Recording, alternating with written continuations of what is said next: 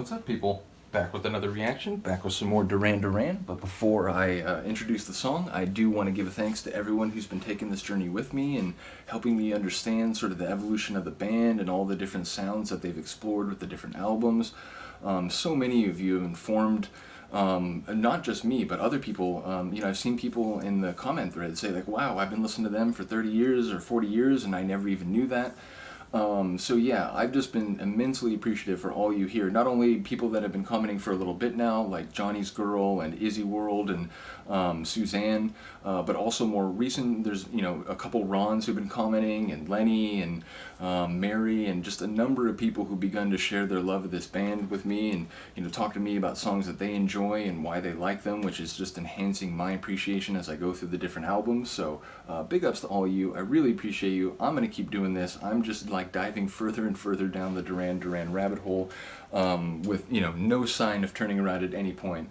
Nevertheless, I did want to give a shout out in particular to Simon Le Bon's songwriting. As I've gotten more and more into this band, I realized I love the way he can sort of sketch an image, sort of paint a kind of like visual picture or implied narrative, but not necessarily feel the need to like color in every little detail of that image or implied narrative, thus allowing listeners to sort of complete the picture or fill in those sort of gaps as they see fit or in ways that might be related to their own understandings and prior experiences.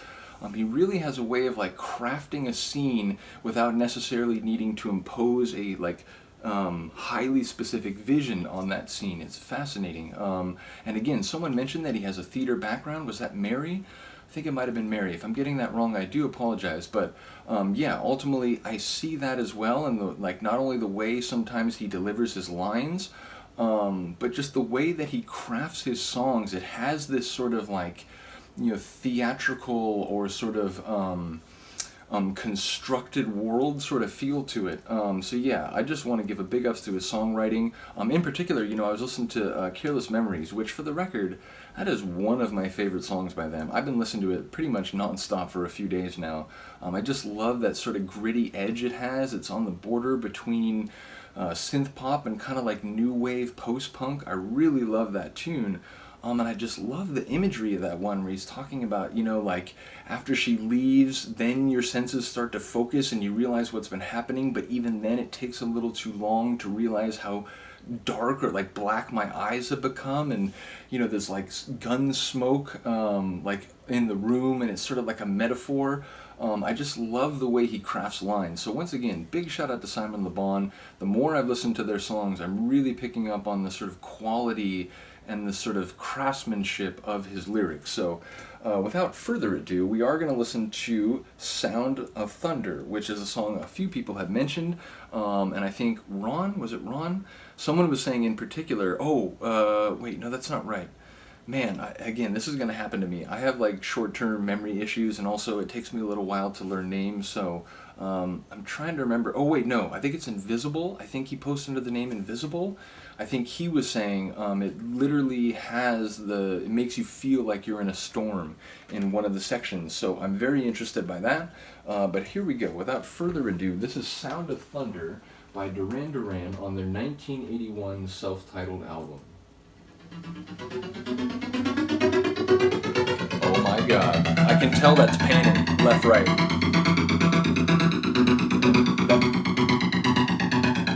Okay, number one, the quality of that sound is great. Number two, that sort of propeller, sort of staccato, cut up, fragmented nature in the way it's articulated. I love it. Oof. So we come in with that kind of synth heavy feel, but now we got bass, we got guitar, we got keys.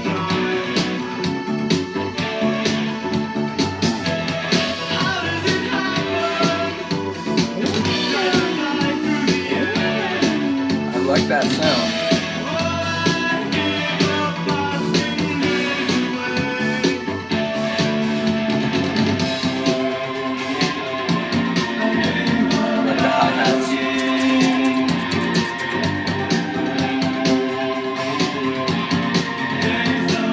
Good guitar riff too.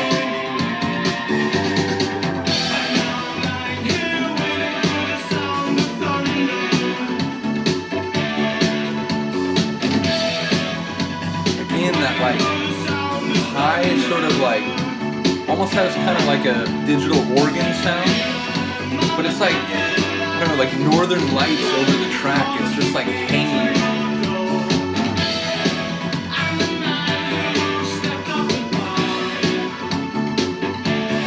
Again, the bass really standing out. Oof, I love that. It's a really sort of like ghostly kind of vocal layer. Or like synth vocal.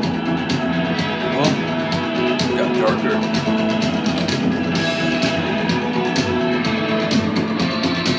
The drums. This is crazy.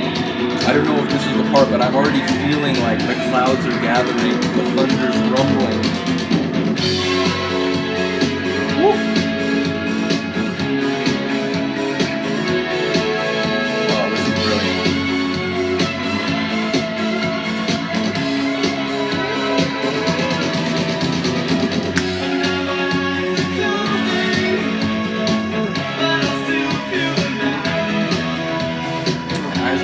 But I still feel the light.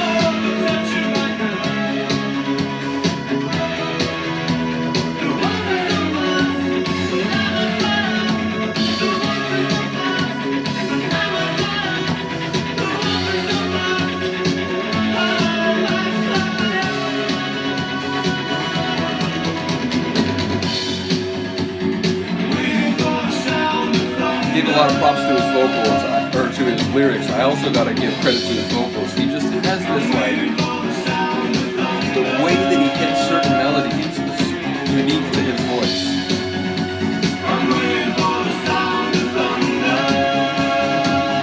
And again, shout out to Nick Rhodes for his keyboard work. The more I listen to their albums, I'm really appreciating his role in doing what they do.